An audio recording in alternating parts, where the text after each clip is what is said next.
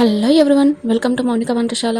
ఈ వీడియోలో bread custard pudding ఎలా చేసుకుందామో చూద్దాం. ఎప్పుడైనా డిఫరెంట్గా స్వీట్ ఐటెం తినాలని అనిపించినప్పుడు ఇలా ఈ రెసిపీ చేసి పెట్టుకోండి, చాలా టేస్టీగా ఉంటుంది. సమ్మర్లో మాత్రం ఇది బెస్ట్ రెసిపీ. ఏ కాలంలోనైనా తినొచ్చు. మన కూల్ డ్రింక్స్ తాగుతలేమా ఏంటి, ఇది కూడా చాలా బాగుంటుంది. తప్పకుండా ట్రై చేయండి. ఈ రెసిపీని ముందుగా మనకు కావాల్సిన బ్రెడ్స్ని తీసుకోవాలి. ఇక్కడ నేను 4 చూపిస్తున్నాను, కానీ తర్వాత మళ్ళీ ఎక్కువగానే తీసుకున్నాను. ఇప్పుడు వీటిని ప్యాన్లో నెయ్యి వేసి మంచిగా 2 సైడ్స్ గోల్డెన్ బ్రౌన్ కలర్లోకి వచ్చేంత వరకు రోస్ట్ చేసుకోవాలి. లో ఫ్లేమ్లో రోస్ట్ చేసుకోండి, చాలా టేస్టీగా ఉంటుంది.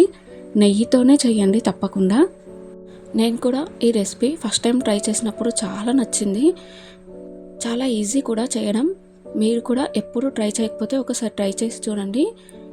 తప్పకుండా మీరే మళ్ళీ చేసుకొని తింటారు. చాలా బాగుంటుంది ఈ రెసిపీ.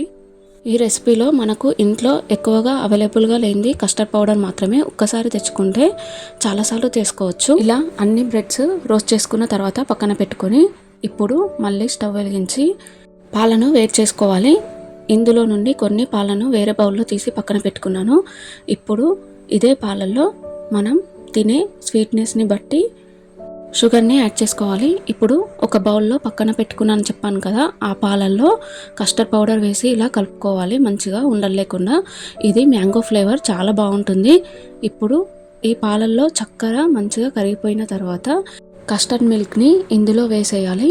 ఈ థిక్నెస్ ఉంటే సరిపోతుంది. ఇంకా తిక్కుగా కావాలనుకుంటే మరి కొంచెం యాడ్ చేసుకోండి. ఇప్పుడు దీన్ని మంచిగా బాయిల్ చేసుకోవాలి. పొంగుతూ ఉంటుంది, తప్పకుండా కలుపుతూనే ఉండాలి.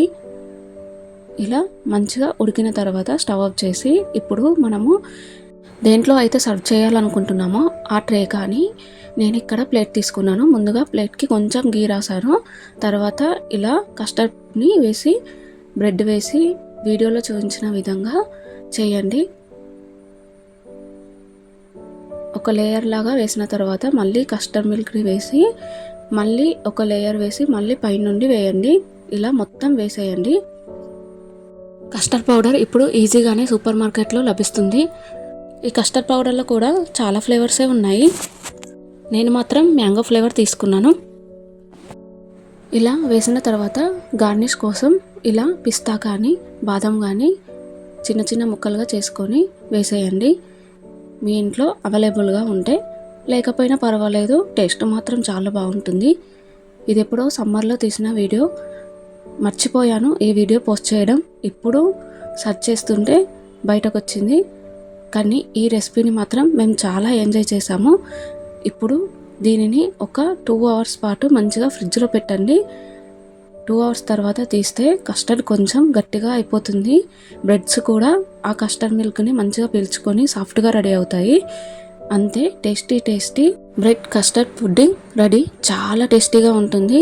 చల్లగా సమ్మర్లో అయితే బెస్ట్ రెసిపీ. ఏ టైంలో అయినా చేసుకోవచ్చు, చాలా బాగుంటుంది. మీ అందరికీ ఈ రెసిపీ నచ్చిందని అనుకుంటున్నాను. నచ్చితే తప్పకుండా like, share, subscribe and comment చేయడం మాత్రం అస్సలు మర్చిపోకండి. Thank you so much.